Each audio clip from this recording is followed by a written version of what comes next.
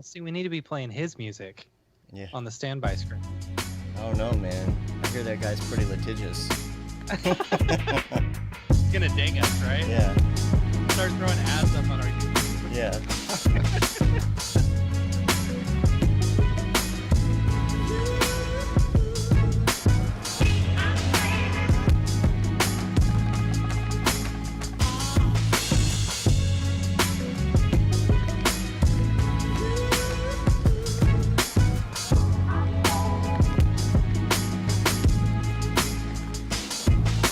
Who's gonna be first?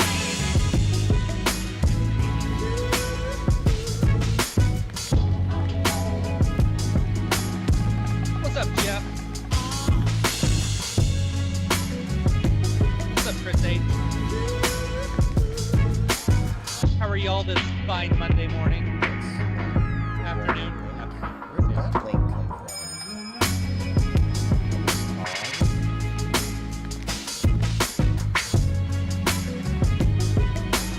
Weird. Weekend was good. I remodeled my laundry room. Still working on it. Hurt myself in the process. Good.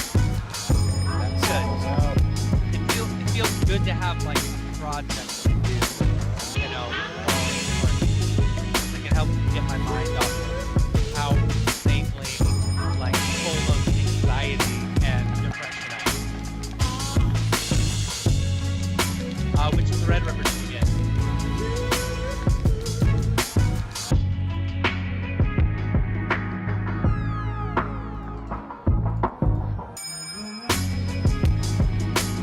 My cousin is dating a guy who works for A&P, and I told him, I said, hey, you need to hook me up. Oh, nice. 24 core. That's going to be awesome. I've only got like that 8 core one, but I like it. It's good. Oh, hello. Look at us. Right. Here we are. Here we go. Ooh, new, easier moderation. Got it. Is that on? What is that from? What is that in? YouTube. Oh. New, easier moderation. What the? Take out the trolls. Alright. Alright, looks like we are good here. Guess we can probably get our recording going. See you later, dog. Bork, bork. Cleo. Bork, bork. Screw this. I'm out of here. Yeah, break out the French monkey jam.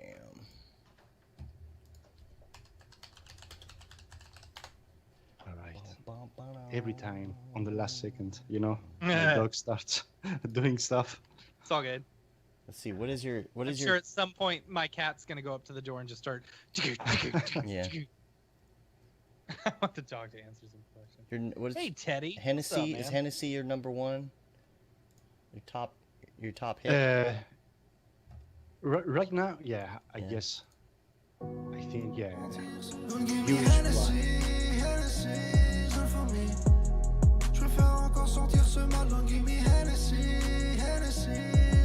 All right, let's start recording. I'm gonna start a new file here. Day is 2:41. Okay. Check. Miggity mic check 1 2. Miggity mic check. Good. Good. Everything good. Both of you all rolling? Yep. I am rolling. Yes. All right, we're gonna do a sync clap. It'll be 1 2 3 clap. Get your hands ready. 1 2 3. Awesome. My hands aren't ready, Dave. All right. Good. We're rolling. I feel like I'm forgetting something, but it looks like we're good. I've got my notes. And, yep. Good to go. Good to go. All right. Do it. Are you gonna attempt? No, I'm just gonna call him a French monkey. Okay. All right. Here we go. And I'm sorry. I'm sorry. Oh, it's okay, man. I totally understand. All right, here we go. What up and welcome to another Mograph Mocast. I'm Dave. And I'm Matt. Joining us today, one of the most prolific people in Mograph, does so many things in this industry, except I can't pronounce his name correctly. So y'all know him as the French Monkey. Hey, what's up, everyone? Thanks for having me. Finally, after like 2 years, Right. talking about it. Yeah. And Mograph is a supplement to our site, mograph.com, which is a motion graphics tutorial site with tutorials, plugins, podcasts, and other Mograph stuff. And on the show, we talk about everything ranging from motion graphics to Cinema 4D, After Effects, plugins, render engines, doing business, doing taxes, being a contractor, or working for the man. You can email us, info@mograph.com. Let us know what you think about the show, questions, comments, concerns, queries, grievances, and topic ideas. Send in them topic ideas. Send in those emails. Ask your questions about Mograph, the Mograph industry, tech stuff, noob stuff, advanced stuff. We'll try and answer it the best that we can. And yeah, that's about it this week. French Monkey's here. We got a couple week wrap-up things that I figured we could talk about really quick. Just in general, Matt, you and I started attempting to live stream video games just for fun on your channel. Yeah, dude. Yeah. It's fun. I like it. It's here's the thing. I mean, nobody's watching, but it's fun. No one is. No, Sage watched. Thank you, Sage, for showing up. Hey. But no, it's interesting. It's like I have a hard time justifying like during the workday just starting to stream. You know, like that's the hard part. It's like, okay, the podcast, I get it. Like this is our brand. We're like, doing that, whatever. But it's like playing video games online and streaming it. Sanity to two people, check, man. Sanity check. Really? Yeah, I'll get that. I get that. It's good for your mental health to get out there and do that. We've been playing with a lot of friends online, and so this is a great opportunity to like just get them on just for fun and just try it out. And yeah, I'm excited. Like it's just been me and you. Yeah. And we got a couple other people to get some of these little 4K capture cards. Yeah. And so I'm excited to do. I've got it all set up. Yes, I'm excited for it. Yeah. Jeremy hopefully will get one too, but Aryev has a capture card, and then Cameron has one. I don't know. Cameron lives in Denver. Denver. Is it Denver proper? Yeah. I don't know. I don't know. So we're gonna try and get all four of them on because they both have, or all four of us on because they both have the 4K capture cards with the loop through, which you got to have a loop through. Yeah. Or a splitter. Either a loop through or a splitter. You're not going to be able to pwn noobs very well with that delay, I'll tell you that. Right. And so we're going to try that hopefully this week. That'll be fun. Yeah. And we also got our kids on. Our kids were playing Halo. Animal Crossing. And Animal Crossing. Animal Crossing, yeah. Yeah. My kid keeps on asking me, he's like, hey, can I play Halo? I'm like, but you're not that good at Halo. He's like, no, I just want to play Halo. I'm like, okay, but we're not going to be streaming, right? Oh, all right. Emily's doing better. She had like 11 kills on the stream the other day. I know, good. dude. Yeah, it's all the experience playing Fortnite. That's what it is. Right. So, which is funny because Fortnite, you don't like, it's a lot of nothing and then some fighting. Yeah. There's a lot versus of fighting. Halo, it's like a lot of fighting all the time. Yeah, it is more constant fighting. That's true. Yeah. So if you're interested in hanging out with us and seeing us play very badly, but at least we'll be making some terrible jokes. Matt Milstead, or MC Milstead on YouTube. I think we're gonna be also like cross streaming it to the. Twitch. I think we got twitch.tv/. Mograph Gaming. Games or something like that. Mograph Gaming, I think it is. We don't even know. Yeah. Come for the terrible gameplay. Stay for the terrible jokes. It's like the gameplay's terrible, Mograph but at Gaming. least It's the Mograph jokes Gaming. are bad. Yeah. So, yeah. Check that out. We're going to be on there. Oh, that's funny. If you go to Mograph Gaming right now, you can actually see we're restreaming this podcast. Oh, that's funny. Yeah. Let's see what else. I did also want to mention real quick the new Live Link Face iOS app is now available for Unreal Engine. Which Oh yeah, you were playing around with that this past week, right? Yeah, this is pretty interesting, and they put Are you gonna show the video? Yeah, I'll pull it up here. They brought up like you could use like this template that they had, right? And it's called Kite Boy.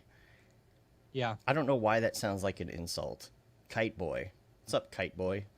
I don't. It sounds like an insult, but anyway, let's see. Oh, well, I've got the files, but they're not synced on Dropbox. Stand by. I gotta freaking. I need to tell this folder just to sync all the time. I have a folder. I don't know if you do this. I have a folder that's just like iPhone dump. Anything I want to dump from my iPhone to Dropbox, so I can grab it on my computer. It's called main Dropbox folder. Oh yeah. Oh god. It's just You should see it. It's awful. Yeah. Yeah. Oh yeah. I had a video of this too. Here, This was a video of like behind the scenes, getting the whole Halo setup.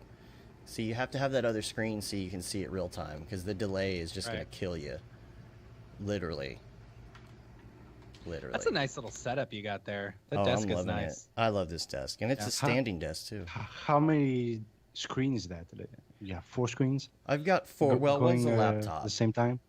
You know, this is a Mac laptop on the side just for whatever. But yeah, 2 widescreen monitors and then this little HD up here. It's good for throwing Slack up on or something like that, you know. I want another one of those widescreen monitors. I want to put one of the widescreens above me, you know, because right now I've just got a standard, you know, whatever screen. I'm also thinking of doing the same thing because I have a big wall right here, so I can, you know, put. The thing is, I had a big 55-inch TV up there, you know, and it felt like too much, you know, and it was way too much. But like ever since I bought I bought a stand that connects that will do the double screens, and it's like, it's so great having a screen above you, you know, just a small screen, not a big 55-inch TV. So anyway, go on, Dave. Speaking of Unreal Engine. Yes. We never finished that gag the other day. Yeah. Speaking of Unreal Engine. All right. Let's see. So this one here, this is a video. Nope, not that one. This is Dave looks through unlabeled videos on the internet. You never know what's going to pop up, right? Oh, boy. You'll see me doing Beat Saber or something like that. All right, here you go. So this is the setup. So it's an iPhone app that sees your face, and you can connect it to Kite Boy. Does it automatically put in all the nodes and everything, or do you have to do that setup? I think it's a preset. You open it up and it just syncs. Yeah. Oh, okay. Oh, my spine. So it's accurate. Yeah. Yeah. So here's the deal. Like, there are a couple things that were not set correctly on this. I don't know if you can see down here. You see this? This get curve value or whatever. I'm really starting to understand how Blueprint works, which is nice. It's pretty intuitive, but this little option down here was set to get curve value for the head pitch was set to -90, and I was like, I know the head pitch is wrong. I just don't know where that is. And finally, I saw, oh, here's the head pitch, and I just reversed it, and it started working. Because what would happen is you would tilt your head down, and his head would go up. So it wasn't working. Something was backwards, and I don't really know why that is, but I know that I got it working. So I posted something, and Matt Workman liked it on Facebook. So I was like, yeah, ooh, he liked it. Yeah, so you've made it now. I've made it. Matt Workman has seen my Facebook comment. But that's funny. Oh, great! It means he's seen all your other ones as well. No, I posted it in the group. Oh, okay, we're not Facebook friends. He doesn't know who I am. Okay. I'm just a measly motion graphics guy. Right. Yeah.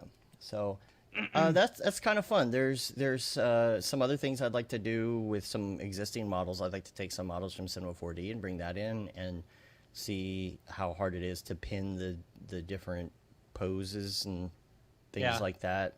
It was just a good start to see, okay, how quickly can I get in? And I think minus the negative 90 thing, it only took me like 10 minutes to set up. It really wasn't bad. Yeah. Tracks your face in to whatever, tracks your head movement.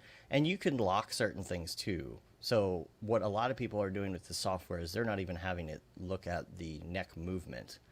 They're getting these rigs, you know, those kind of like the tripod rigs that you have for your phone, the little bendy tripod rigs for your phone, you know, but it's something that you attach to your shoulders, and it comes out and it puts the phone in front of you. So you could do a full capture rig and put all the different pieces on your body, and then while you're doing stuff, it's just tracking your face and it's just holding it still in front of your face. And so I don't think most people are using it for the neck tracking. They're using other elements for that. But Matt Workman has been doing a ton of that stuff. If you follow him on Facebook, so check that out. Yeah. And that's all I got for week wrap up stuff. So. Yep. Yeah. So let's talk about the French Monkey and all things French Monkey. There's a lot to talk about, Mr. Monkey wise. Mr. Monkey. Unfortunately, I know. I mean, you've got a bunch of hands and a bunch of baskets. Like, you're doing music, you're doing 3D, you're releasing all these different packs and stuff like that. It's like, like I said when I introduced you, you're very prolific. I'm pretty sure I'm saying that word wrong. Prolific. It's not even the right word. Prolific, Yeah, it's probably not even the right word. Yeah. So I guess we should start from the beginning, because we talk about you all the time. We've been wanting you to come on the show. Last week, the second I got in the stream, I saw myself, which was so funny. Oh yeah, that's funny. What is happening, you know? Yeah. But that was so random. Yeah, and you had bandwidth problems for a while, and so we've been talking about getting this going. It seems like everything's working well. Now you are not in France. You're in Greece, right? Yep. And so you also, especially, I don't know about now, but back when we first started talking to you on the interwebs, you didn't even do Cinema 4D for a living, right? Yeah. I think I was, because we started talking when back in 2016, when I first started working. Man. Yeah. So what did you do before 3D, I guess, is the question. So I always been a photographer. So that was my main practice. Wedding photographer, magazine photographer. I was working with the models in agencies, in shops, doing menus and stuff like that. So yeah. So I've been a photographer for 7 years, and at some point, I had some issues here in Greece. We had capital controls. Yeah. To be honest, I never really had a good client. I was always underpaid in most jobs, and of course, I've done hundreds of stuff just for free, just to be able to have a name out there. Right. And so I kind of stopped in 2015 because we had the capital controls here in Greece, and I lost a lot of clients. And I also changed. I moved from my house. I had my studio there, so I had to leave that as well. And due to some complication also in my personal relationship, I had to go back in my parents. And that's pretty much it. I stopped doing photography. So since I was at home all day and I had all of this equipment, I started doing YouTube. Yeah. So, face cam, everything. And so I did YouTube for 6 months, uploading every day. Let's plays. What were you doing on YouTube? I was playing video games. So, I had a couple of series. Playing like Minecraft, Mafia, stuff like that. And that's pretty much when I came out with the name, the French Monkey, because I was doing Greek, but I wanted to keep that French kind of, So yeah, so I started the French Monkey, and after at the end of 2015, I just couldn't play anymore, so I just stopped doing YouTube, and that's when I started doing graphic design. Mm-hmm. And I got a couple of jobs here and there to design some stuff, to design some, banners, book covers, and logos as well. Did your background in photography help with that a lot? In graphic design, Yeah. not so much. No. It seems like Probably.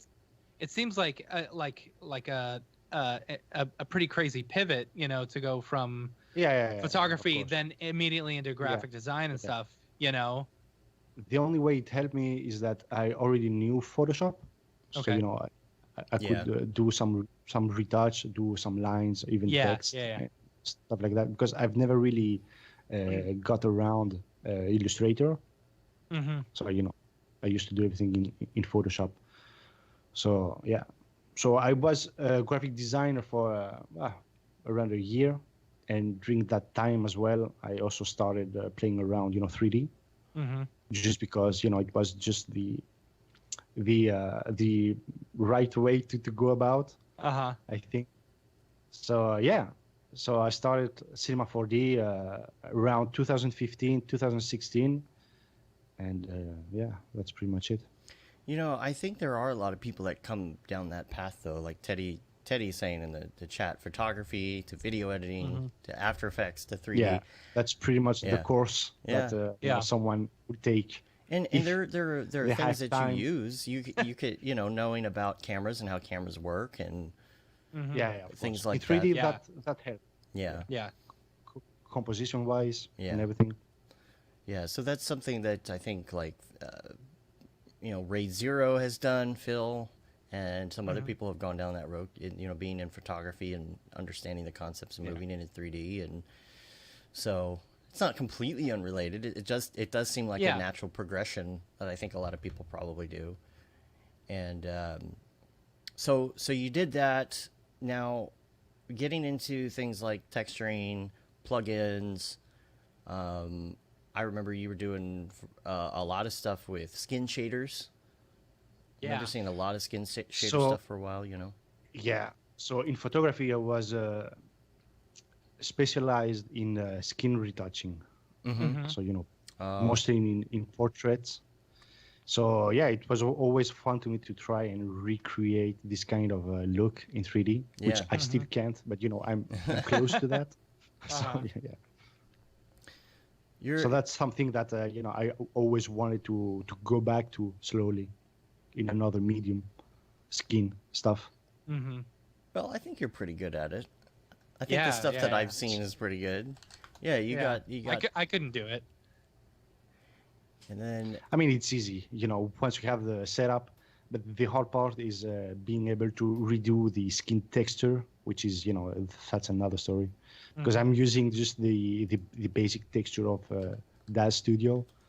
Okay. They're not that great. So now I'm working on totally redoing the skin textures. That's cool.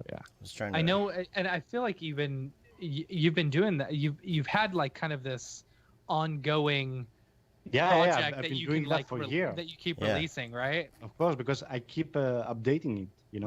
Octane updates. As well every time. So you always need to redo the setup. So or you get but I will have things that break in Espresso for no reason, things like that. Yeah, I'm bringing up one I will have a release soon enough, an actual release. There we go. That's cool. That one there. Let's talk about your everydays for a little bit here. Tell us about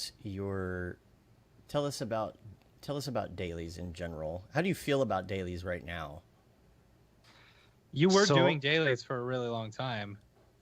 Yeah, and I started doing dailies in photography. I was uploading every day, sunset. So I did that for about 3-4 months. Then I got into fractile, so I started uploading daily fractiles. I did that for, 200 days. Wow. And then I started my 3D. So, and back then my daily was doing spheres and on my waves. You have on Like the most of us website. start out, with the spheres. And that was pretty much, you know, a way to learn a little bit about lighting, basic texturing and stuff like that. After that, I started another daily, which was called QB. So you need to look at that on the site and not on my Instagram. Oh, okay. I've deleted most of these. Yeah, I was wondering where some of these were, because I feel like... Yeah. So it's tfmstyle.com if anyone's looking right now. And if you go to archive... Okay. In archive... You can see, you know, archive. Okay, I found it. Cool. Yeah. Oh, I like how you have these categorized here. This is nice. Yeah, that's cool. Man, these look good. Here you go. All right. You know, and like your work is very good. And it has been like I feel like it's been a step above everyone for a really long time. And you know, the stuff that you did, you know, how many years ago was this? Was the sphere stuff that you did? Back in 2015 or 16. And see, you could still release this stuff today, and people, you know, it'd still be fresh. It's cool. And this was done with physical. All of my sphere were rendered in physical. Yeah. Nice. Tell so us one about sphere takes like a day to render, you know? Yeah. Tell us about the QB project. 10 hours. Yeah. So the QB, if you scroll down, the first one was actually the first model I did in Cinema 4D. Oh, wow. Oh, yeah. And you can see each day how my modeling went up.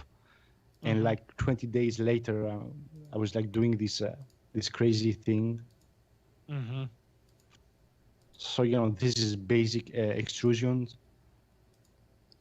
Yeah, you definitely see a progression as it goes. And are these every day that you're doing this? Yeah. And is this just so is each month you were doing a different theme? Is that what it was? No. So the QB project was every day, you know, trying to model something, and then after that, some guys started to ask if I could share my project files, so that they could see pretty much how I use the physical render, my settings, and stuff like that. And then I started my Cinema 4D daily, which is something that I kept up till this day. Oh yeah. And yeah, you can go under community and Cinema 4D. Is this inspired by Portal right here? Is this? Yeah, of course, of course. Nice. I'm not trying to hide it. Yeah, of course. It's funny. Link. The link is it's tfmstyle.com. Somebody's looking for the French monkey style. So yeah, TFM style. Yeah. So, okay. So, how long has this been going on, or how long did this go on? Is this project done now? When is this? Yeah, because I stopped it, and now if you go to community Cinema 4D, this is the project that I've been working on for the past 3.5 years now. Okay. Wow. And you do you release all your projects with them too? Yeah. Wow. 928 projects. So, I have tabs. So I went through 4 different render engines, you know, Octane, Redshift, Corona, physical render. Dang, dude. Do you, okay, so you do samples of like Grunge Kit and Retina Pack and stuff like that? Yeah. I was going to say, how do you do that, you know? It was kind of weird how I got, the packs figured out, how to start selling stuff. But when as soon as I started this project, I found a job in Athens at a call center because, I wasn't really making any money doing designs in Greece. So I moved in Athens, right? And I was working like 8-9 hours a day at a call center, answering phones and getting back at home doing my daily, and I did that for 2 months until I just woke up and and said no, I won't go to work today. Yeah. I just want to design, Yeah. and then it took me 3 or 4 months to realize, that I could actually create products out of that, because to release a project file, everything needs to be custom made. I couldn't just share random designs and other textures. So I started doing my own libraries of grayscale stuff, like grunge, and I slowly started to categorize all of them, and then I thought about starting to sell to sell those pretty much. So that happened at the end of 2016. In September, I put out my first product for Typepack, and now 3 years later, I have like 35 products. Yeah, you've got a ton. I have a lot of stuff. So I'm glad. I'm glad that the community as well have been helping out, and I'm glad I've been able to also help them out with my project files. Yeah. But you did stop at one point, right? Because of I piracy? did stop. Yeah. Stop in summer 2018, because I was working on a product for 6 months, and on day one, it was pirated and downloaded a couple thousand times. So I just, I had a small breakdown. It hurts. Like, you take it personally. Oh, you know? yeah. But like, the thing is that I'm also on my own. I'm not in a company. I'm not right. I mean, I don't have people above me. It's just me trying to figure out a way to also make a living. Right. Sharing stuff for free is free. I don't gain anything from my project files. Yeah. So yeah. It's great to share things with the community and whatnot, but at some point you do have to make a living, and I think that's something that people don't understand, is like how much that hurts when somebody pirates, and then you see, oh, your thing was downloaded 2,000 times. That would have been $500,000. 30,000 times. 30,000 times. Man. Yeah, it sucks, because then it ends up on a bunch of sites, Russian pirate sites or whatever they are. You're never going to track all that down. You can't. You can't do anything about it. I don't really care about the number of downloads, because once something is up, I don't care who gets it. Yeah. It's the thought that my stuff are not even expensive. I have the least expensive products. Right. Yeah. Yeah. Because I'm not really after money. I'm just trying to have a decent living. Be able to pay rents. And stuff like that. Yeah. And do you make enough money selling all the packs and everything that you're able to live off of that? Yeah. And I think I told you this thing, but I never really did any gig in 3D. That's so nice. Yeah. Never. So nice. I never did, a logo in 3D. Yeah. I never did. Man, thank your lucky stars you've never had to do that, because dealing with logos. I know. I was a photographer, graphic designer. I'm also a videographer. So, I do a lot of clips. But, the money thing and doing project for others is always a complication, in many ways. So I'm thankful I don't have to deal with this anymore. Yeah. That client feedback you have to deal with or anything like that changes. And Teddy was saying, you can't consider one pirated copy one sale, obviously. Right. I think I think some of them would have bought it though. Yeah. And people have said to me, like, well, why don't you just release a Houdini course for free? Why? It's just funny, the ignorance of some people. Like, why would we do that for free? Oh, because people would really benefit from it. Well, yes, they would, but we can't just do it for free. How are we supposed to eat? Yeah. I forgot what I was going to say. Go on. One question in the chat was, do you make what is your main living off of this now? Like, do you make a living off your products alone, or are you still doing other things? So I do a lot of other things as well, but my main living, the only income that I have is from my products, and it's been for the last 3-4 years now. That's nice. But I do a lot of other projects on the side that will benefit me in the future. Like music. I won't make anything in music for like another year or so. But I know that at some point, I will be able to pivot this as well and gain something from it. But it's always the long run that wins in the end. You just need to have the persistence kind of to keep at it. For sure. Yeah.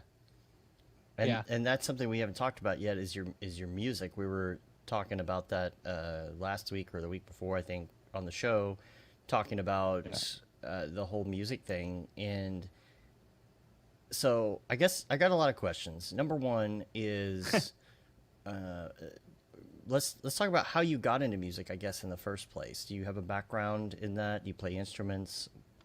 So first, I need to to say that I haven't studied anything. I'm not good at anything as well. I didn't have any mentor.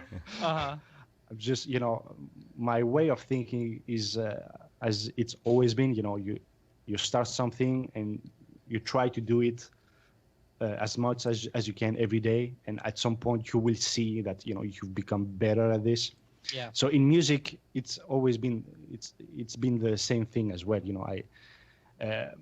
When I stopped doing my daily project in 2018, I needed to do something else because I can't really stop and do nothing. So I thought it's a nice time to just figure out something else. So I started thanks to a couple of friends of mine because I'm also a videographer and and director, and I have a lot of friends here, rappers who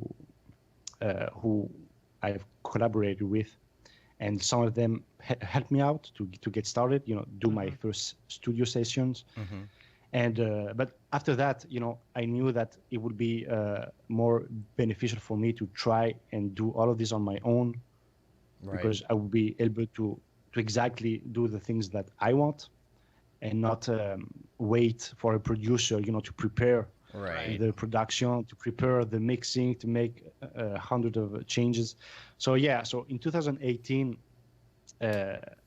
I did talk with a lot of people in this industry, like producers, just to get an idea of what I would need to get started. And at the beginning of 2019, I designed my own booth, and I start from there, to have somewhere where I could shout without complaints. And after that, getting the right equipment, which is, it's pretty easy now. It's pretty standard, and start learning, how to record, how to mix, how to master, and that took me 6 months to have an idea of what I was doing. And then it took me another 6 months to prepare my first album. And so now I released the first album like 4 months ago, I guess, which is not that great. Mixing wise, I did a lot of mistakes. Yeah. But this is why I also try to do big projects like that, because I want, through the same project, people to be able to see the progression that I'm slowly making. So, yeah. Yeah, and what Dave's showing right now is a music video that you did for one of your songs. And what's crazy to me is that, how many of these do you have? You have like 6 of them, right? 7 different music videos? All for your music, which I think is fantastic. It's like you're self-producing your music, you're shooting your own music videos and stuff. Yeah, you're also doing 3D animation within a bunch of these music videos, and it's like, I'm also editing them, Yeah, exactly. Most of them. Did you? It's cool. It's like they all, like, so. It's almost like this whole this whole like flow of like you doing photography, so and then going into graphic design, going into it's all Renaissance man accumulated into like I mean this one big collaboration that you're able to do this as a one-man band type stuff. That's the point as well. Trying to find ways to utilize other knowledge that you have in a specific thing. It's I think it's easy to dabble in different things. It's hard to deliver in different things, right? And how many tracks are on the album? 12. So producing a 12-track album, I have never done in my life and have wanted to my entire life, but to be able to actually go through and like produce is awesome. It's like saying I want to do a short film. It's like saying I want to, shoot my own movie or something like that. Right. It's like, I mean, I'm kind of used to release project now because I've released 1,000 literally. So even though the music one is a little bit harder to accomplish, I'm not really a perfectionist. I know that my stuff is not perfect, but I'm doing it in a way that I know that the next things that would come out would be better. Yeah, I mean it's hard to. It's never about releasing one project or releasing one album. It's having more in mind. Yeah, I love think that one. I've that only so pretty. I've only produced one song from start to finish in my life, and it was a goof. The rest of it is just dabbling, in Ableton, messing with beats, and that's about it. It's so hard to finish these things, and here you've got like an entire album, and I'm curious to know a little bit about like the whole process of learning to produce everything. Were you doing everything at home, just all Ableton? Were you buying like gear, anything like that? Are you? Oh yeah. Or what are you doing gear wise? Thankfully, I was able, to save up from my products and invest in this other thing, which is music. So I got a couple of mics, headphones, headphone amp. I mean, Foxrite, stuff like that. I mean, I don't have anything. Everything is basic. I don't have anything that someone couldn't take. But it's about the practice, I guess. Having a booth, that was a huge help. And right now, I also built my second booth. Nice. A better one. What do you do to build a booth? Do you just put a bunch of sound insulation? Are you wiring things? No. So first, I do the design in Fusion 360. Oh, nice. And I try to measure, everything from the board that I would take, MDF board, and try to figure out the way to insulate everything inside. And I mean, it's pretty much insulation, But I have a couple of layers on top of one another to be able to really save up space. Yeah. So you've actually got controls and other things in there, then, right? It's not just just an insulated room. It's an actual. No. I have lights. I have a mic. I have. That's cool. Nice. I have a screen, 23-inch screen. Nice. Well, so yeah. What are you using? What kind of mic do you have in that room? I have a Audio Technica. I can't I don't remember which one, but condenser. It's a. Yeah, it's a. Oh man, I don't remember, but it cost me around $700. Ooh, that's pretty up there. It's. Yeah. What about what you're using right now? Technica. The mic you have right now looks very interesting. It's got the. Yeah, it's the. Wait, I have the. It's got like that probe on the end of it, whatever that is.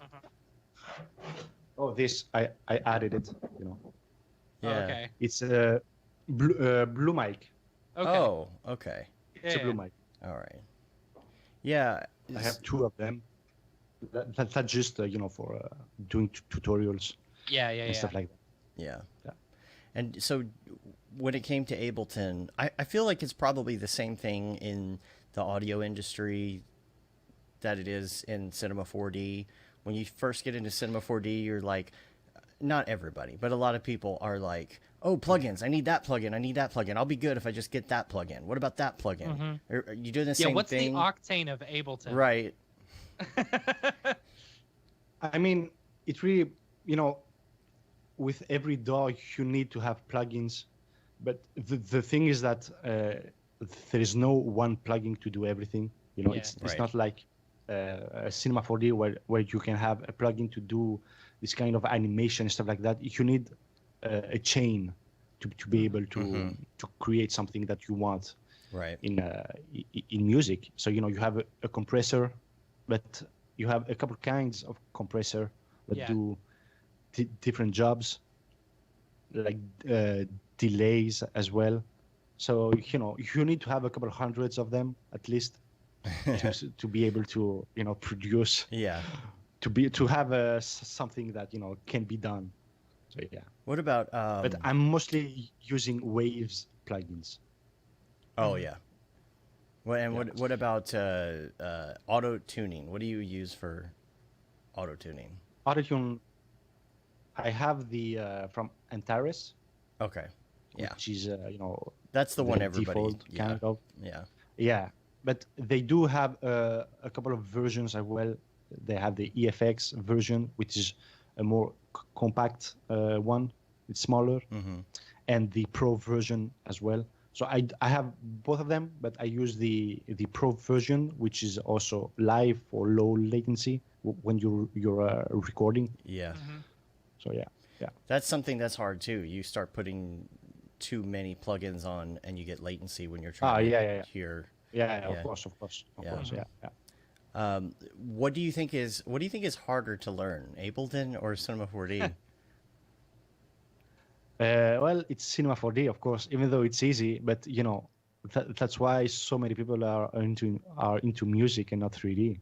And they're slowly trying. Yeah. I have so many people that says, I want to start 3D, but it's not. I think Ableton is easier. Yeah. Yeah, once you wrap your head around it, it's a little weird at first trying to figure out the different views and how that works, the back and forth. Yeah.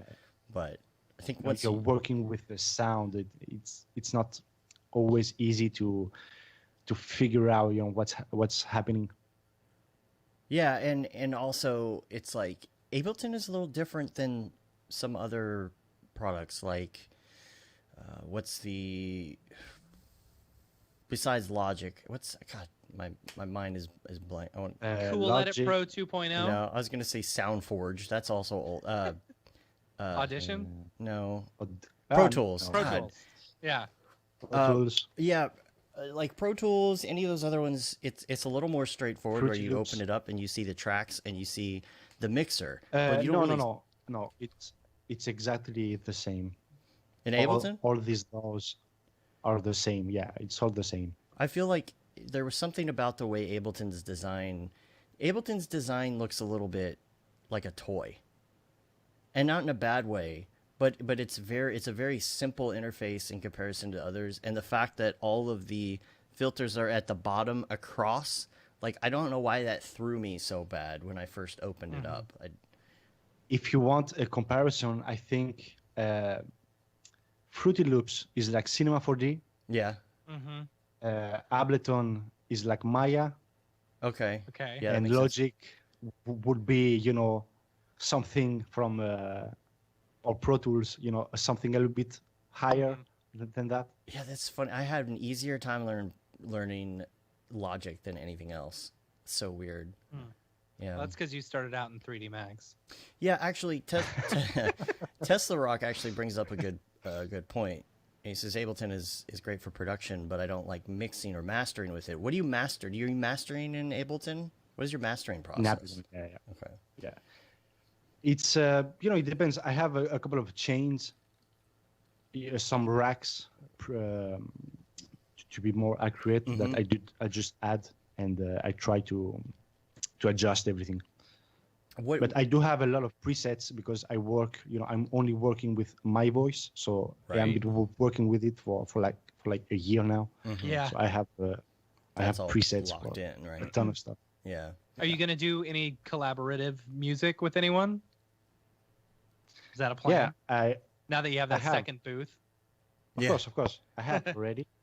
But I'm still waiting for the release and to finish. Right now, I have my second album, and it was hard because I'm now trying to do a couple of songs in Greek, which I never thought I would be singing in Greek, but I had to because I'm in Greece and I don't have any French follower. So yeah. So I'm any thoughts adjusting. on doing an album specifically in English? Not really, no. Okay. Because I mean, I might do one song, and I do try to have a couple of English phrases here and there. Right. But, I don't know yet. It depends how it will all roll out. Yeah. Yeah.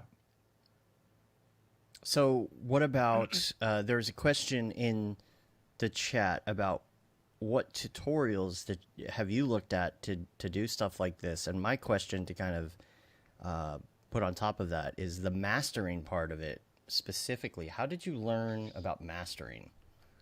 I mean, that's hard because there's no real rules, in mixing and mastering. Everything kind of does their own thing. So what I did was trying to see what plugin do specifically and try to figure out if my chain was right or if I was doing something wrong. But in the end, it's about trying different things, and I still don't know any tutorial that can teach you how to master your song. It's trying to see what do you need in it. Do you need more saturation? Do you need a more boomy effect? High, lows, and stuff like that.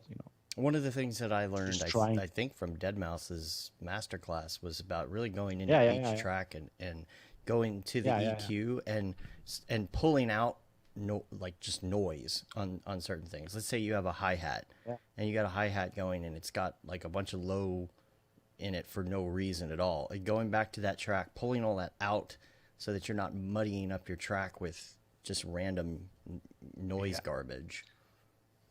That's exactly also what I'm trying to do each time, Yeah. Now applying this to get back to the 3D. I was going to say, here's something that I have no idea how you have time to do all this stuff.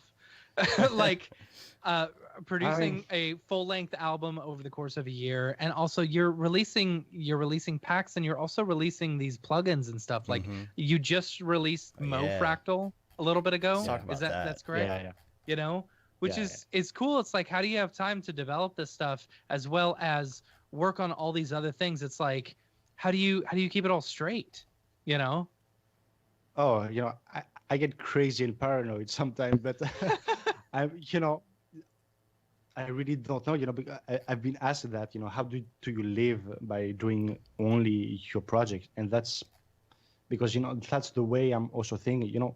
My way of thinking is trying to have some type of legacy to leave behind. Yeah. And, I always have this thought in mind that I really want to be able to kind of make my my dreams and my ideas to make them. So yeah, I couldn't really answer that. I really don't know, man. I've always been working, so and I wish I could do more because I spend a lot of time just thinking and just not doing anything. What's something that what's the next step? What's the next industry you're gonna break into? Yeah. Well, right now, I wish I was making more tutorials. Yeah. For my channel, and I've never really been great at trying to explain exactly, my thought process. But yeah, doing tutorials as well for each of my products, and also for the project files that I upload. And the next step right now is music. So this project that I'm working on would be done in 1.5 years from now. So the memoir project is 6 albums. So 79 tracks. Wow. And I put that in place back in 2018. And, I'm slowly trying to make that happen as well. So music, and after that, I really want to get more into cinematography, doing short films, even online series.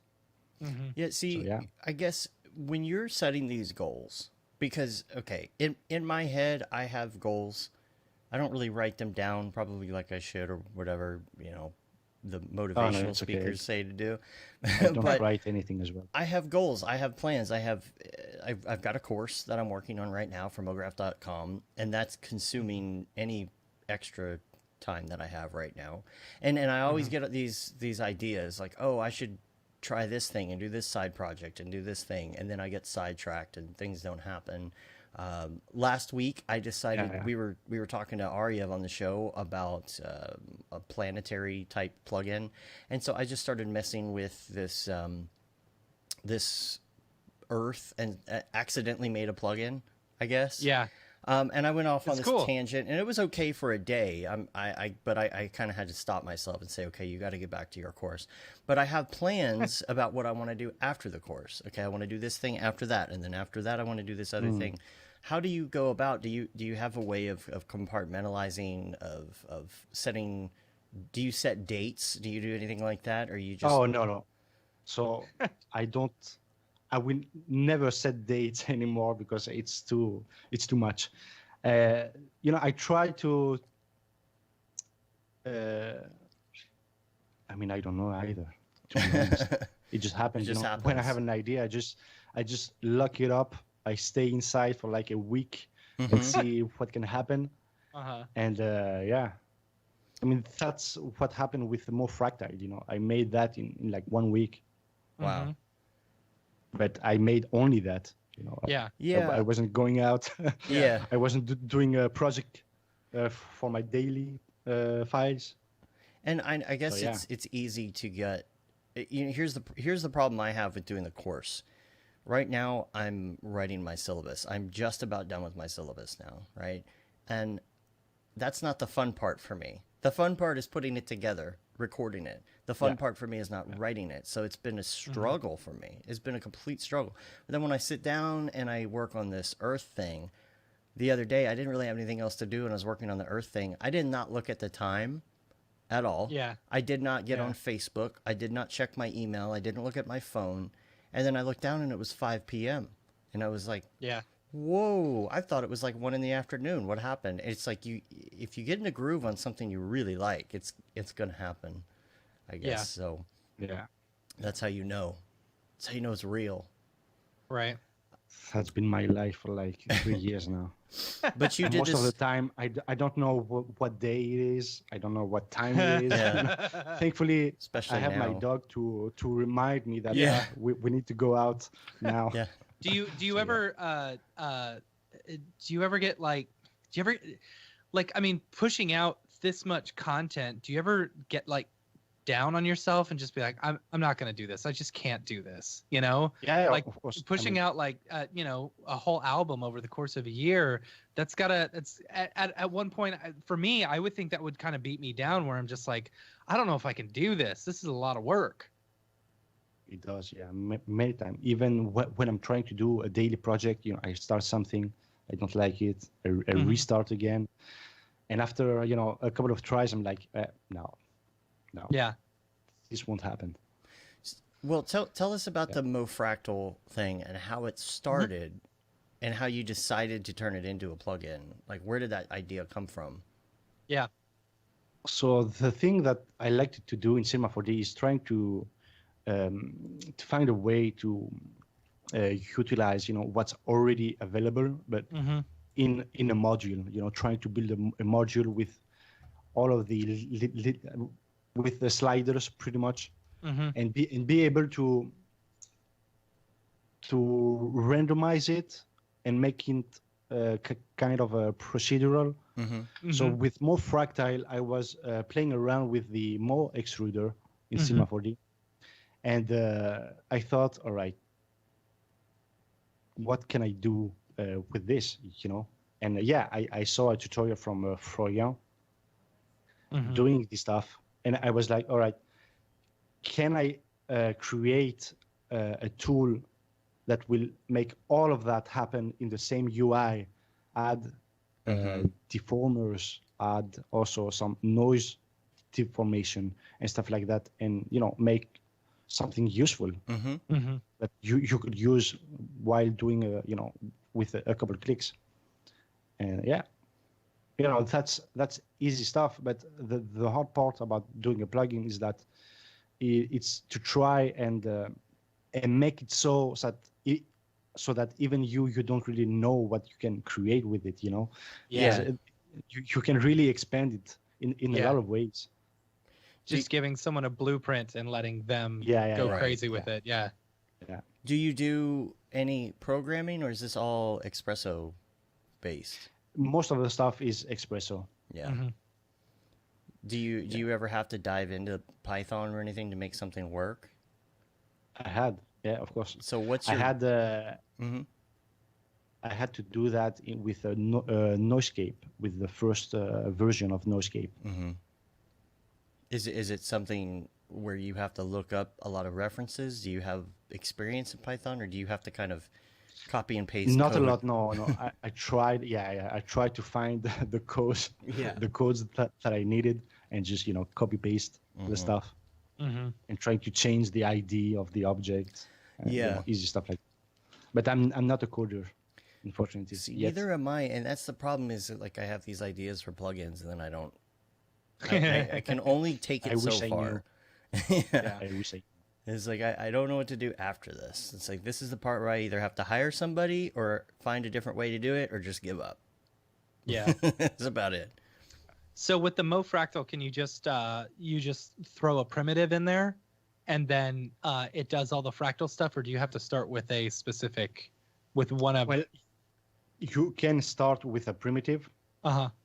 Just to work, with primitives, because from a single plane you can create a very crazy tentacle stuff, with one polygon. And but you can add your own models. You can hand select, do a polygon selection as well, and add it on another mesh. Oh, cool. Yeah. That's neat. So of course it's for very specific uses. Of course. But it was very fun to make that happen and figure out a way to actually make it functional with the levels of steps. So and this is kind of the part that I love, in Cinema 4D, be able to make all of that together. It is really nice. There are some things in the process of creating a plugin that's Espresso based that I wish were easier, but it is very easy to create this stuff. I think for me, there's a few things that I wish Maxon would do that would make it just 1,000 times quicker. And one of those things for me is, okay, let's say you're in some obscure place, right? Let's say you're doing something that has Octane. Okay, and you're trying to link something to a transform control. Well, how do you get that into Espresso? For me, sometimes there, a lot of times there'll be that little checkerboard icon where you can drag something in and get those settings, but sometimes there's no other way to do it besides saying set driver, set driven, allow it to make its own, copy and paste it into the other Espresso. I want to be able to take anything and just right click and say, put this in my Espresso or link. And sometimes you even will go to that. You're trying to compile all your Espresso into one Espresso node, or not node, but tag, one Espresso tag, and you copy it from one and you paste it in the other, and the references break. You don't know why. So then you have to leave that Espresso where it was somewhere else. It's things like that, and it's things like copying the user interface. It's things like the fact that when you open the user data window, you have to close it before you can do anything else. You know, it's like, why can't I just leave this window open and drag and drop stuff in here? There's some usability things that could be so easy to implement that would just give people the opportunity to just explode with creativity in their plugins, but the process is a little bit hindered by some of the clunkiness in the viewport. I hope that's something that changes in the future, because it's even the there. UI, you know, you can't really make a lot of changes in the UI if you don't know coding. There's certain things that I would love to do. So talk to me about Noisescapes, because this is a cool plugin. It's when I was seeing the stuff that you were posting on it, like it looks very cool. Noisescape is, you know, it has the same ideology as Mofractile. You know, it's a module that creates displacements out of a mesh, and it took me a while to be able to finally release it, because I released the first version for free in like 2016, I think. And my issue with that is that I didn't really know. I needed some code to be able to change primitives without having to load from the content browser. And so I let that for free for like 3 years. And I thought, you know what, since I still don't know how to code, I try to find another way to implement all of that in the content browser. But yeah, it's a very smart device, you know, to explore the different displacements that you can do in Cinema. And are these all just based off of displacements and stuff? Yeah, all noise. And are they animated as well? You can animate them. Yeah, that's rad. I added some controls for that. That's super cool. What's your main render engine right now? Yeah. Now I'm using Redshift.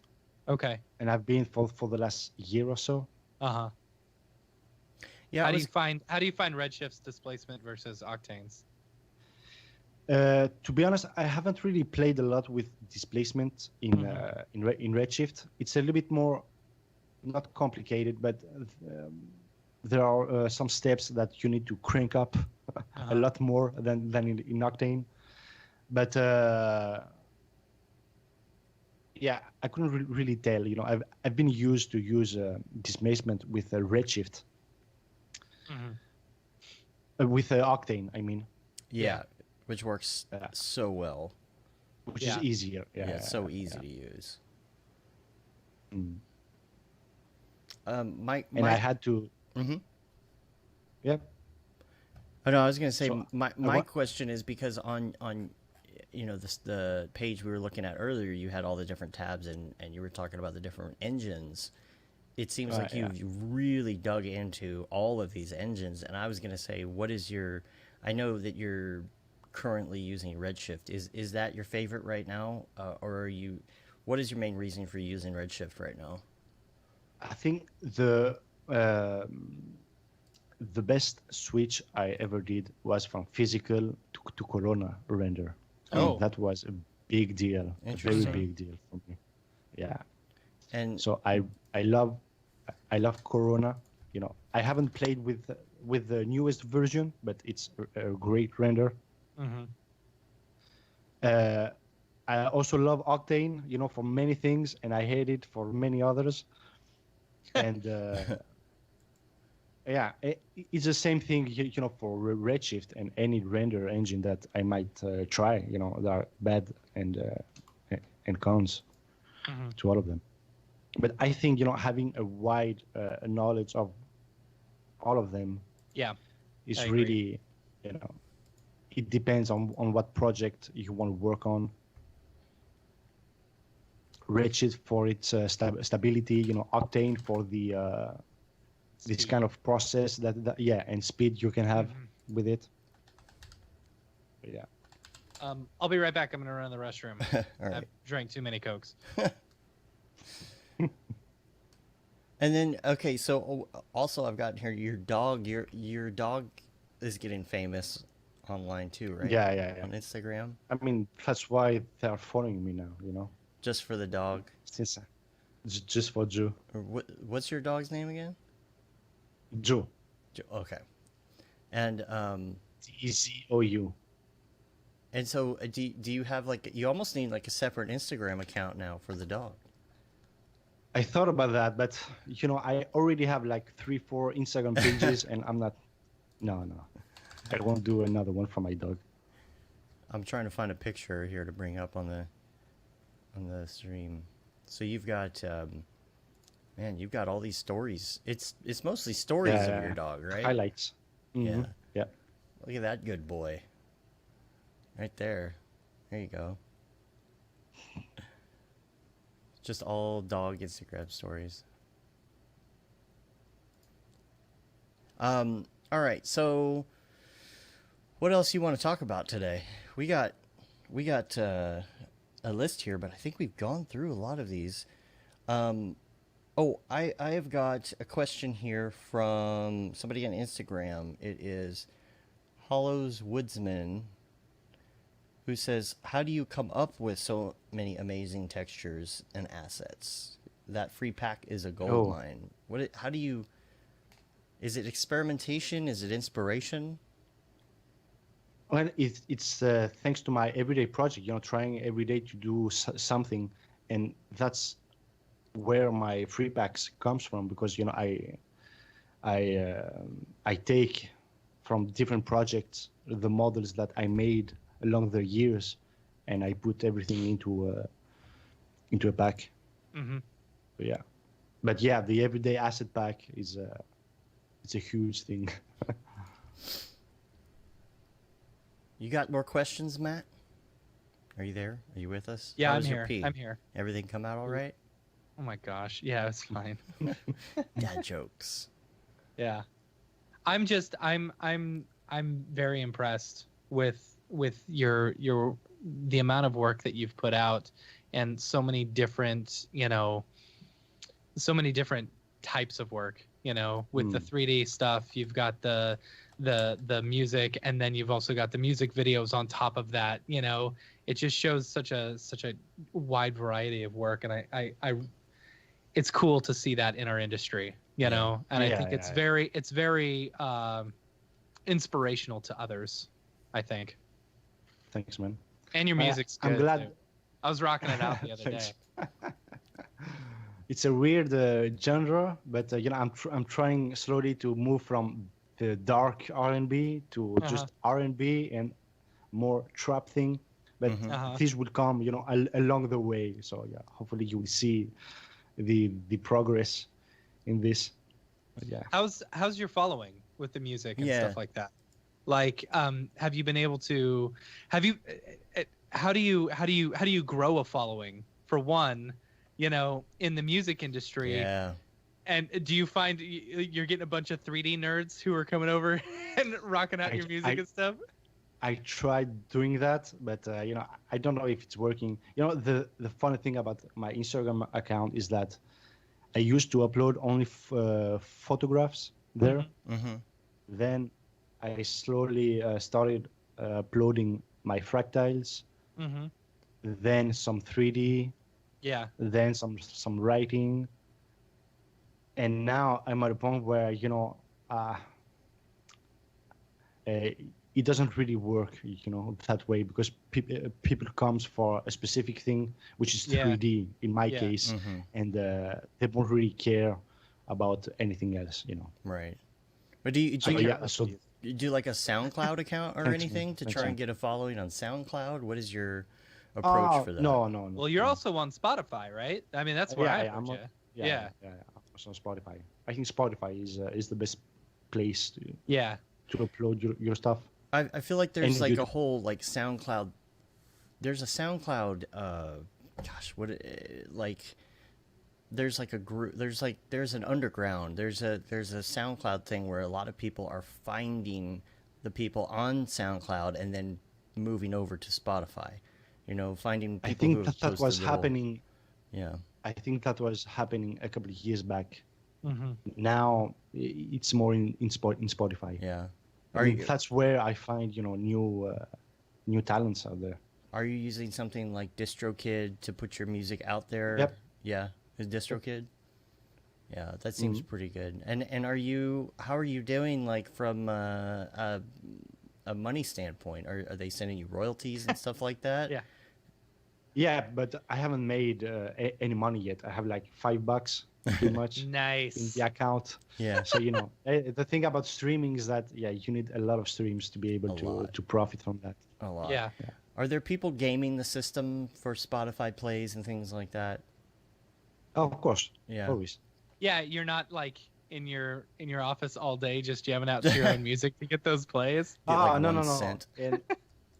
And you can't really do it that way, Yeah. You need to collab with other marketing places where they put you on ads and stuff like that.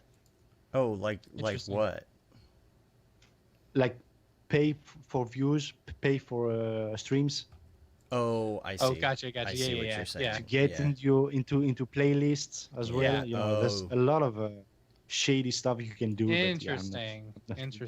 I figure there's a whole art to gaming that system at this point. Oh yeah, of course. It's so different than when we were growing up, where it's like to find new music, you either had to go to the CD store, or the record store or whatever, or like someone you knew introduced you to a new band, Right. Or you went to a concert and you saw the opening act, and you bought their CD and so on. That's so interesting. I'm old. Whatever.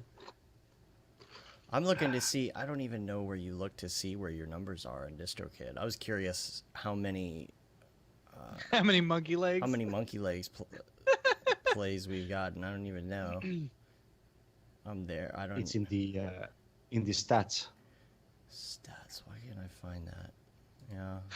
I'll look. I'll see if I can find it while we're going here. That's a whole nother thing. So you're on Spotify. Did you hook up any of the other platforms like iTunes or Oh yeah. Google? I'm on all of them. Yeah, of course. Yeah. It's awesome.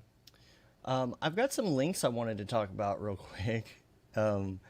This one randomly, I don't even remember where I saw this, but Aaron from Red Giant. Do you have his video? Are you bringing that up? Yeah. Okay. Yeah. It was on Instagram, right? Isn't that where it was? Yeah. So good. On his personal Instagram account. This is the coronavirus, like, crazy setting in. People, they're claustrophobic, like cabin fever. Yeah. All that setting in. But I rather than get the link here, I'm just going to type in his account, see if I can get it up. But he had actually posted a picture, a photo. He had his workstation set up on this old bar or whatever. Mm-hmm. He did this first, and I don't know if like somebody gave him this idea based on this photo or whatever it was, but he decided that he was going to do a video, and make sure I'm muted here. He decided to do a video where he's Mo from The Simpsons, and I guess he's making like flaming Mo's or something like that. Yeah. And man, this is just so good, and I'm not going to do the audio or anything on this right now because then I'd have to edit, and that wouldn't be any fun. But he does such a great job at impersonating Mo. So if you're a follower of, he does Red a really Giant, good job. you should It's a definitely very check this good out. and very funny video. Yeah. Let me go. Does he use any? He uses some effects, right, over here. Yeah, somewhere? he makes it the flaming Mo. There we So you've go. got like Yeah, here we go. smoke and fire and stuff. It's pretty good. Demonstrating those Red Giant effects, right? Right. Yeah. Of course. That's funny. So that's I think it's fun. interesting that they had to put up a big blue tarp behind him in order to block out the camera and everything. Oh yeah, because it was a mirror. Yeah. So yeah. I don't know what the story is. I don't know. He just wrote, "I'm working from behind a defunct bar today." I don't know where this was. Yeah. I don't know if it was something. I don't think it's his house, right? No, I don't. I don't where think so. where that came from, but just random mo there. Mo. And then also you have a link here called Studio Binder. Is Okay. studiobinder.com. Well, tell the story about you how know, you discovered this. all right. So, you know, I'm on my nightly 4 hours of TikTok. Oh my god! You know, all you do is send me and David and EJ links to TikTok videos. Half of them I don't even understand. I'm too old. It's because when I send them to you, I'm so exhausted and tired that it makes me laugh so funny? hard. And then I send it to you and I watch it the next day. I was like, oh, that's not that funny. You send it to me and I'm like, I don't get it. I don't get it. I don't. Yeah, but you didn't get the Star Trek one either. You didn't know that. That was the different. way Riker sits down. I had no idea. All these years of watching Star Trek, I never knew that Riker always sat down by not pulling out the chair and sitting down, but putting his leg over the back of the chair and sitting down. Sweeps his chair or his leg over the chair. He does a leg sweep every time. Yep. Never knew that. Even when he's getting off the chair, he sweeps it out. Yeah, it's like, funny. It's like the chair is bolted to the ground and he's not allowed to move it or something. Right. It's weird. So you're sending me TikTok things. I'm sending you TikToks and stuff like that, and I come across, you know, just on my For You page, this really, really high production value description on like different types of shots, like medium shot, close up, extreme close up, you know, and I'm like, okay. So I go to this person's page and I'm like, holy cow, these are really, really high production value. These are really good. Is this person ripping this off?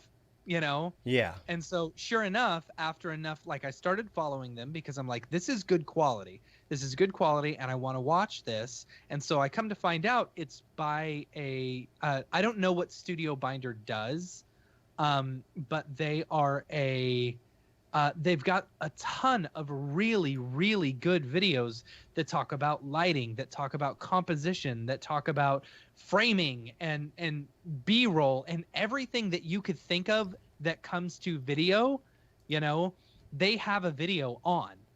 And so like I think it's something, it's a very good place to start for people who are wanting to like just learn about a specific subject within like either cinematography or filmmaking or something. So I wanted to put that out there and I wanted to give them a shout out because this guy was stealing their information, you know, and posting it up on TikTok. But it's like, I mean, how many videos do they have on here? I'm looking. They've got, I don't know, way too many. And they post a lot. So anyway, check it out, Studio Binder on YouTube. It's what was cool to me was watching this. It's like this is what you get in your, you know, first year or two in college when you're learning about all this stuff. You know, it's not studiobinder.com. It's the Studio Binder YouTube. So what's the difference between their? Do they have? I think they do a YouTube specifically in order to sell their stuff. Gotcha. You know, but I don't know what they do here. You know, but their YouTube is the one where y'all should check out. They're just talking about shots and stuff only. There is that. I guess that's what it is. I'll have to change the link here for the show notes. Yeah. I did find out, by the way, that Monkey Legs has made 99 cents. All right. Yeah. There you go. Yeah, it's pretty good. I should withdraw my earnings pretty soon. Cash out on that money though. Go get yourself a pack of gum. Taco. You got any 99 gum? cent taco. So, yeah. Anyway, check that one out. Check out the YouTube. Cool. What else you got, Dave? Well, we got a little segment here called Mograph Recommends. Mm-hmm. And we're going to ask you some of your favorites. I think this is going to be a pretty good one, especially when we get to the music stuff. So we are going to ask you some of your favorite things and why. And these could be either things that are right now, recently. This could be all time, your favorite of all time. Doesn't matter. It's up to you. It's whatever you want to do. And we're going to start out with your favorite movie. All right. Um, Man, that's a hard one. I think my favorite movie would be Blade Runner. I Cool. watched it The again a original? third time. Like, no, the new one, The new one. Okay. Yeah. the new one. I think that would be my favorite movie. Cool. Yeah, I just rewatched I have a that couple of recently. It's series. great. Yeah. I have a couple of TV shows that I watch most of the time, like Breaking Bad. Mhm. I've just finished my sixth run. Jeez. Wow. There's a new one which is really great, Snowpiercer. Snowpiercer's so good. Is that and now that's a TV show, right? I've only Yeah, seen yeah, Snowpiercer the movie. Why haven't I heard of No, no. this? It's Is a it really all great is it TV all show. based in the train like the movie Yeah, is? yeah. That's yeah. crazy. I don't see how they can keep that going though. I know it's great. It's so dumb, but man, the execution is great, and the acting as well. So yeah, Mm-hmm. It's on TNT. so that's pretty much what I'm watching. It's on Netflix. Is that the dude from Hamilton? I can't tell. For the show. Snowpiercer. Yeah, it looks like the dude from Hamilton. Yeah, I think it is. Yeah. So Oh yeah, that's he played Lafayette and Thomas Jefferson. Yep. Yeah, he played two Yeah. people in that. Yeah. So yeah, I haven't heard of this at all. I'm surprised. It says TNT on everything. Is this a TV show that's on Netflix now? How does that work? Or Yeah, I It think might it's- be on both platforms. Yeah. Oh no. I think it's yeah. I'm not really sure, to be honest. But it's on Netflix for sure. yeah, I have noticed that some of that is a country thing. You know, Yeah. depending on your country, there's a lot of Yeah. TV shows that are only on Netflix overseas because I guess there is no distribution for TNT overseas or whatever, you know, so they do it that Yeah. way.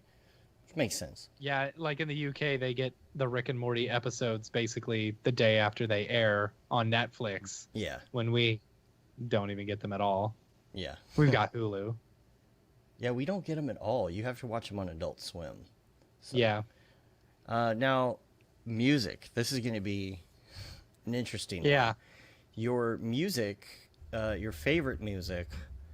I think we need to ask you, we need to go a little more in depth in this. We need to ask you what your favorite music is of all time, but what music influences you and what music you like to listen to while you're working. I think Yeah. they may or may not be the same. They are not the same, of course. Well, I guess I'm kind of a weird guy because I'm listening to everything. You know, I was a lot into techno, trance, Mhm.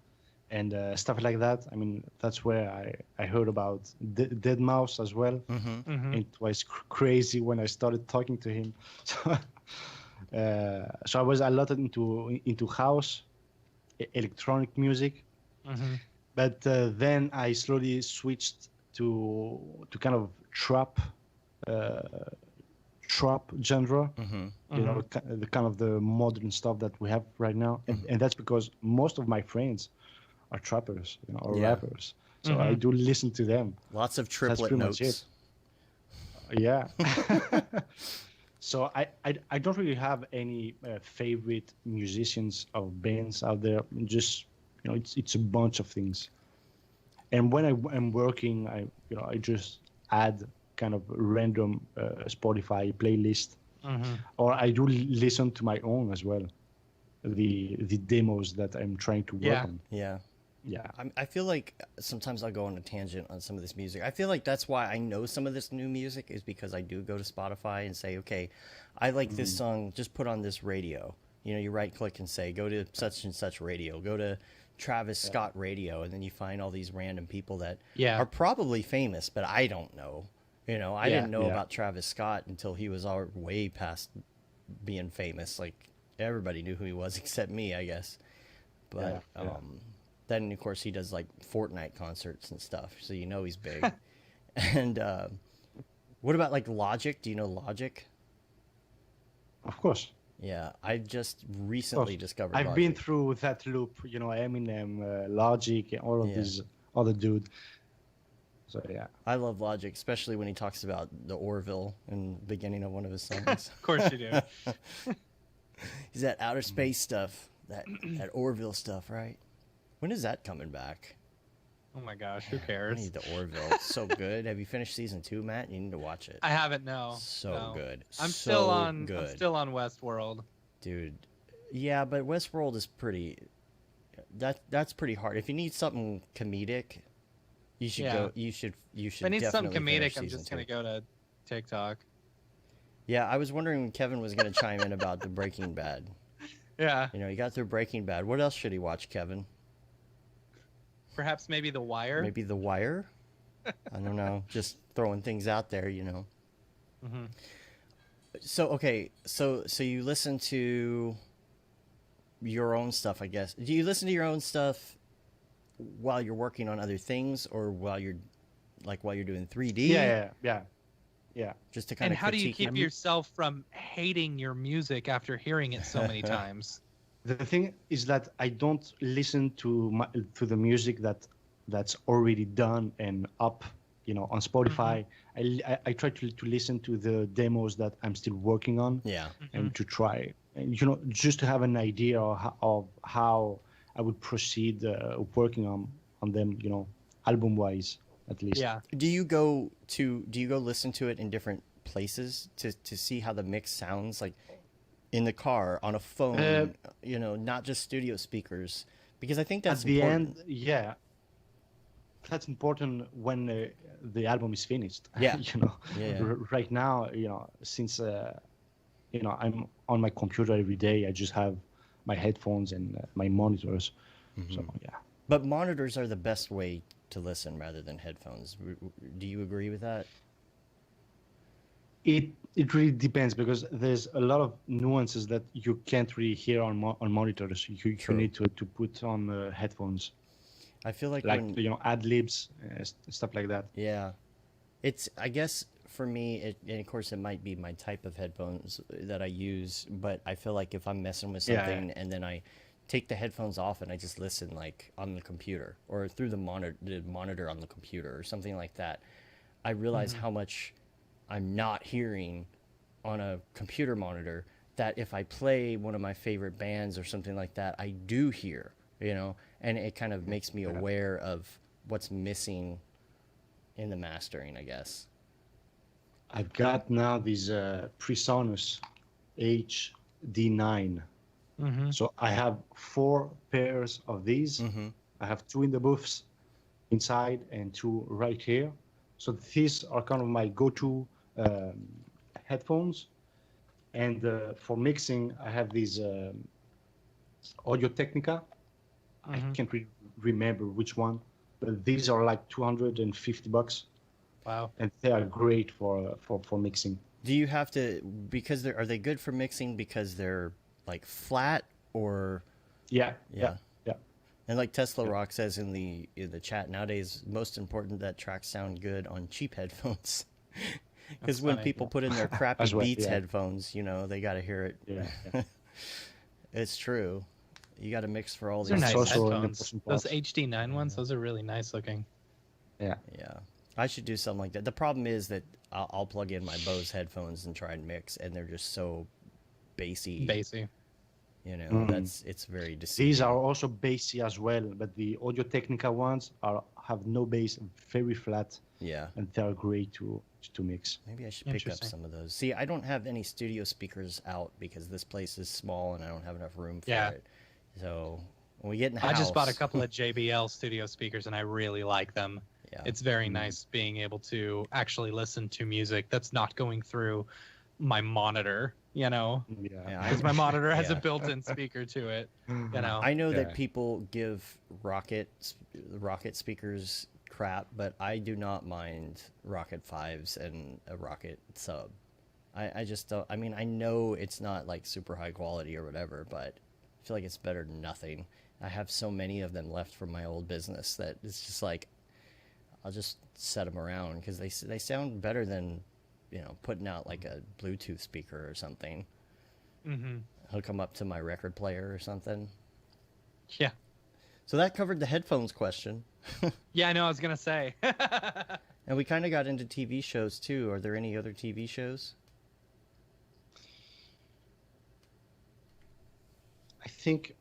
I watched like a couple of months back the Glow on Netflix TV show, which is about wrestling, women wrestling. Yeah. Which I'm not really into wrestling, but the show is great. Yeah. Very nice to. I love Alison very well Brie. executed. She's awesome. Yeah. And but I think that's it. What about podcasts? Do you listen to any podcasts? I do listen to Joe Rogan. Nice. From time to time, but apart from that, I don't know. Apart from you as well, that's pretty much it. I don't really have a lot of time to have podcasts, and a lot of time I like to also watch it and don't do anything else while listening to podcasts. Yeah. Was Adam Curry on Joe Rogan recently? Because I thought I heard. Idea. Yeah, there you go. The Go Gorilla Filmcast. You got to listen to that now, right? Yeah. Now part of the Mograph.com podcast network. Yeah, I got to start inserting ads for that now into the show. Yeah, you do. Yeah. Do it on this one. All right, I'll do that right now. I better go set a marker or I'm never going to find it, right? All right. And let's see. Anything else on the list? Your favorite plugin. Okay, here's the thing. I'm going to give you some parameters on this. Your favorite plugin, not your own, and not a render plugin. I wouldn't say. Don't take away his own because it may be. You can't. That's a given. I'm gonna be honest. Okay. I'm gonna be honest. Apart from my own thing, I've never used any other plugins. Anything apart from my own. What about X Particles? Nope.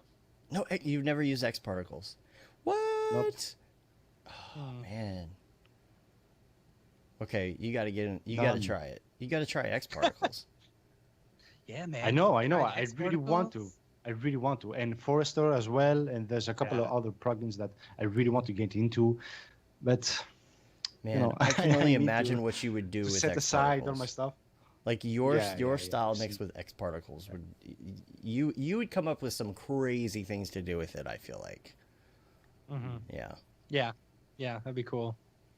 I'd get into it at some point for sure.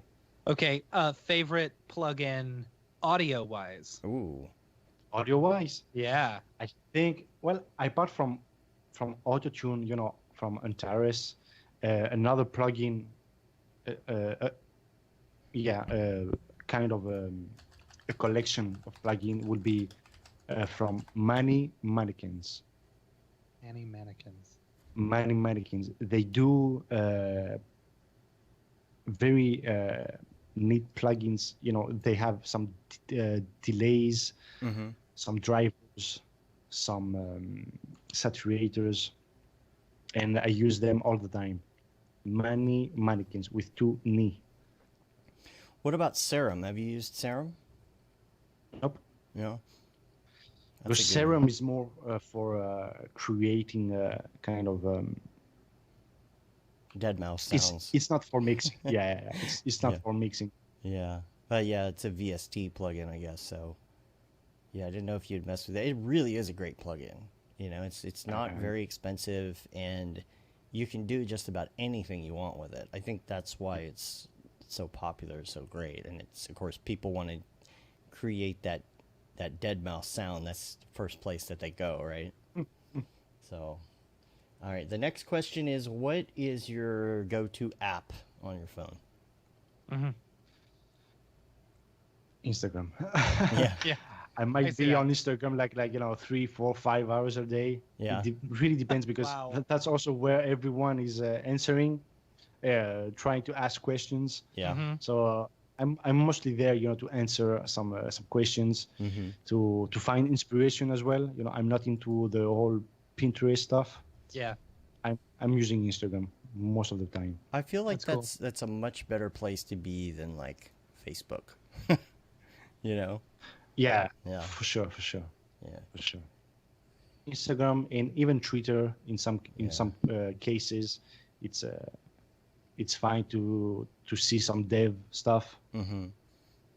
Yeah, Twitter can be a Especially little hit now or miss too. There's a whole anxiousness that comes with Twitter as well, I think. You know, Oh, I hate Twitter. I hate it so much. It's best to be on an app that it's the- doesn't make you upset when you open it. I found a lot of developers now because I'm also trying to get into Unreal Engine, Yes. and I found a couple of guys that know more stuff than I do, and I do follow them there. So yeah. What are you looking to do But with they Unreal? are on Twitter. Well, I'm trying to create a couple of video clips that I want for a couple of songs that I'm working on, and since it's it's live render, it will save me so much time. Yeah. Rendering so much time. So I'm trying to figure out how to to process and to work around that. And I've bought a couple of assets from the marketplace, and they have great stuff. They do. Have you seen? There's like a club. There's like a DJ club that you can buy off the marketplace. That's really cool looking.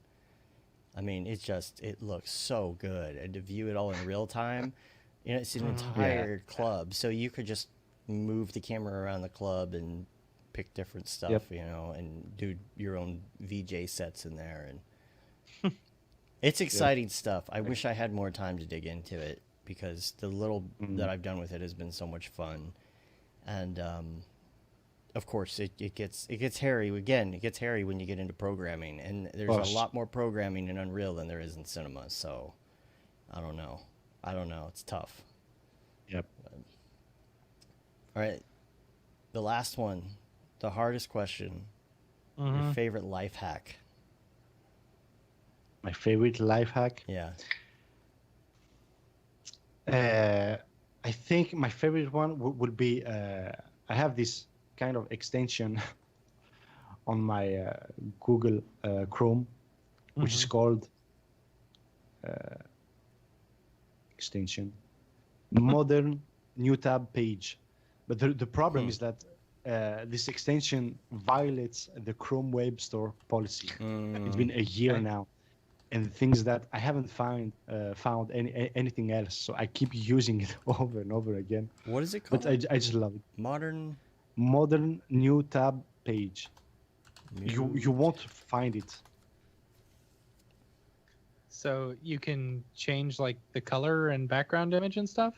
You can add tabs on your default homepage. This came up on the the Chrome site. Is this it? Modern new. I'm not sure you will actually find it. It says a modern and clean new tab extension.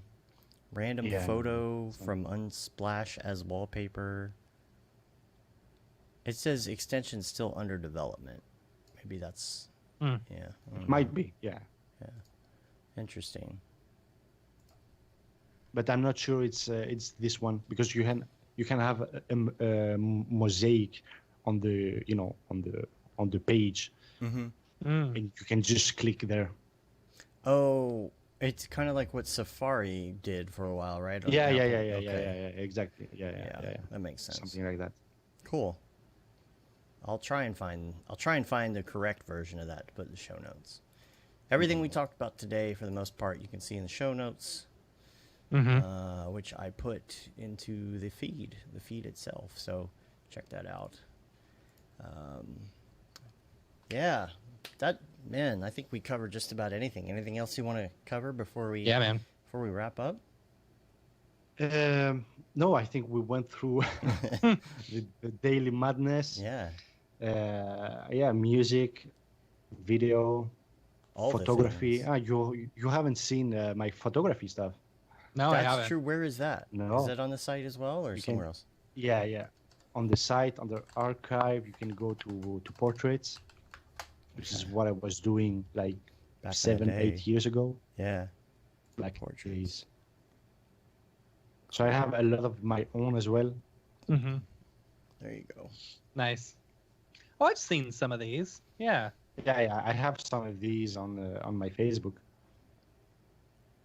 Now, is that smoke and post, or are you smoking them cigarettes? It's a vape. The vape? Okay. Gotcha. Smoking the vape. I want to look like some of these models. Which ones? The female or the male? Either one of them, Okay. honestly. Either one? Okay. Yeah. Yeah. The water stuff is interesting. How do you go about doing that without making a big mess? I'm in the assuming shower. you do make You do that in the shower. In the The shower. shower. In the Okay. shower, yeah. That's easy. That's nice and easy. Cool. Now, were these people that volunteered, people you knew, people that were paying? Yeah, most of them are. I have a couple of models here, but a lot of them were also friends. But they just, hey, I want to do a project. Let's do that at home. Man. What is the Look camera at that the- you use for all of this? So I used to use the Canon 7D, Uh-huh. but now I switched to Sony. Yeah, a I lot have of a people are doing Sony that. A7R. Mm-hmm. Yep. Yeah. I think Phil just got one of those too, I think. Wow. Lighting wise, I'm looking at your landscapes and the pick of the day stuff. Man, it's really good work. Great photography, man. Thanks. What are you doing lighting wise? You got a ring light, obviously. So yeah, that was kind of my style, Uh-huh. with the ring light. Is it just the ring light, or do you have other? I do a lot of time is just the ring light, but I have some backlighting that I add sometime with a color filter. Gotcha. Mm-hmm. Yeah, and this landscape stuff is great too. Yeah, we'll put the super link in good. the show notes to all of this so people can check it out. Cool, yo. Awesome, man. Hey, so I did want to mention. So yeah, that's pretty much. Last week we talked about the fact that we might have to rearrange our schedule here and there because I'm dealing with hopefully new house and all of that. So I did want to mention the upcoming schedule is next week is Jonathan Winbush. That is going to be the week of SIGGRAPH. Yeah. So don't forget that next week is going to be virtual SIGGRAPH with Maxon. So and I have not talked to Brandon about this, but usually we do kind of a wrap up with Brandon Clements of SIGGRAPH. But is all of SIGGRAPH gonna be that week, or did they move virtual SIGGRAPH? They moved virtual SIGGRAPH. So it's actually next week if you want to catch the Maxon stuff. So Monday we'll have Winbush, and then Tuesday, Wednesday, and Thursday we're gonna be doing the Maxon stream, and then maybe, if I have not even talked to Brandon about this, but maybe Friday, maybe not at all. I have no idea. I would like to be able to do a SIGGRAPH wrap up like we do, but again, since virtual SIGGRAPH is actually later, maybe we'll wait until after that and do it then. But after, virtual SIGGRAPH is August 17th. Yeah, so maybe we'll wait until after that. Yeah. Then after Winbush, the next week we're gonna have Rolando Berry, and then on the 3rd, this is where the change is. On the 3rd, we're gonna have Smearballs. Yay! And we've got some other people lined up too, but I haven't done their promo pieces and everything, and I don't even remember what day they're on at that point. Cool. I know Blake Catherine has signed up. Yeah. So. And I love some her work others as well. So, and there's some people that I'm talking to right now we haven't secured a date with. So, and we also need to get we're still working to get those dates secured for Many Hues of Mograph episode 2. Yes. And that's probably going to be in August sometime. So we got a lot of things coming up. It's going to be a busy couple months here streaming wise. So everybody stay tuned for that. Check all the things. Make sure that you subscribe to the newsletter because I'm telling you, you might miss some of this stuff. We had a newsletter, and I was even surprised how much we had done in the last in like a month. I was like, man, that's a lot of content for a month. And I've got a little Mograph TV thing that I'm writing right now that I'd love to get out, hopefully by September as well, too. And maybe guest star in EJ. Yeah. So. All right. If people want to find you, I think they know tfmstyle.com, but what is your Instagram handle? _French_monkey. Easy enough. French monkey. On all the things, is it different anywhere else, like Twitter or? On Twitter is TFM Style. Facebook is the French Monkey. So yeah. Awesome. And make sure you rate us on iTunes. Leave a review. Helps get our ratings up. Subscribe on your podcatcher of choice. You can say you've been there, done that, got the t-shirt with the Mograph logo tee. Paul Babb, Feel the Bab 2020 shirt. All the profits from that go to Doctors Without Borders and the Render Things t-shirt, hoodie, and long sleeve tee. And of course, the That Render is Fire shirt, which you're only allowed to wear ironically. I would like to say that Amazon did do an update, and they should be back in full production with all these custom shirts as of this week. That's what they said. I know there were problems with coronavirus and custom shirts, things like that, but it seems like it's all back in order. So I just hopped over to your Instagram, and I'm seeing this Unreal stuff that you're doing. Holy cow. That's so good, dude. I missed that. How did I miss that? I thought you already saw that because I posted it also on my Instagram. So and on the Twitter and Facebook. That's crazy. That's good work. Okay, now I got to go look it up. What was I? Oh, I did not even realize that this stuff was Unreal. You're Right. talking about like these landscape things? Yeah. Oh, I saw that and I didn't. It didn't say Unreal, so I didn't really think about it. So this is Unreal, huh? Yeah. So these are kind of some environment you got that a brain I bought. that works way more efficiently than the rest of ours. This is nice. So to be clear, I haven't made all of that, Right. A lot of assets. Yeah, that's actually what the recent chapter that I just added to our course with Windbush is about. He sets up a whole forest scene like this and goes through the whole process. It's like an hour and a half, something like that. That's going to be nice. And it's very easy to set everything up like that and simple. Yeah. This one's awesome. Like, it's really like cool. You couldn't tell me that's not real, Gosh, Unreal Engine, man. Yeah. Tell me what. It's Unreal. I did see that. Okay, I did see this one. Because the first thing that I thought was, because of the way that Unreal Engine works, I think I saw this and I didn't realize it was you. I think it came through my feed. You can. Are these flat planes at the top of these trees? Are these flat planes with textures? Yeah. Okay. On the top, yeah. That's what I was wondering because I was curious as to how it handles it, and I just can't wait to see this Unreal 5 stuff. It's just it should be like throw all the polygons in there. Who cares? Yeah. Just go to town. Yeah. Yep. Exactly. It's gonna be so great. So that should be the plan right there. Learn Unreal Engine before Unreal 5 comes out, so that you can really hit the ground. That's my plan as well. Yeah. That's awesome. Cool. So I think that's it. We're on Facebook, Twitter, Instagram, Periscope. Not really. YouTube, Mograph.com. Check us out on there. Twitch. Make sure you check out our little game streaming thing for fun.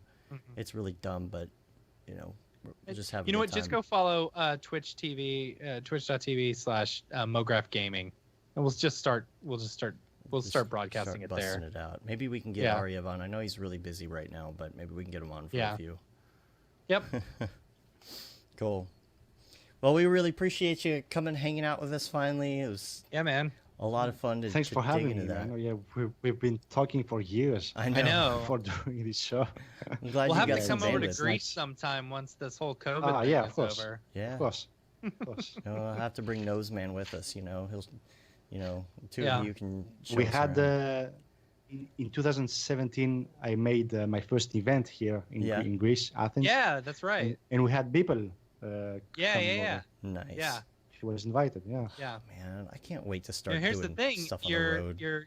you're from Greece, but at no point did you mention that, You're from that Greece. you were Greek, or Yeah. that, Like, Noseman. No, I'm half French, half Greek. Okay, so, yeah, but still, even I think like Noseman likes to point out that he's Greek. Wait, That Noseman's from everything Greece? came from Greece. That like it doesn't matter what it is, it was invented by the Greek. Yeah. Yeah. Now, So even maybe if it's the he's French side of you taking over, making sure to. he'll be cooking Might be, breakfast. He'll be cooking breakfast and frying things up in the pan. He's like, look at all this grease. Speaking of which, I'm from Greece. Right. We're not even talking about Greece. Yeah. Yeah. He's like, I'm thirsty. By the way, I'm from Greece. Did you know the Greeks Greece. invented water? Yeah. Well, It's true. I read it in a meme. Right in a meme. Yeah. All right. Let's get out of here. Well, we're going to get out of here. Thanks again. Until next time, I'm Dave. I'm Matt. I'm the French monkey. Have a good one. Later, yo. Bye.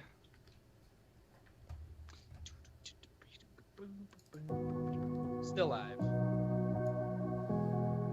Still alive. Stand by here. Hennessy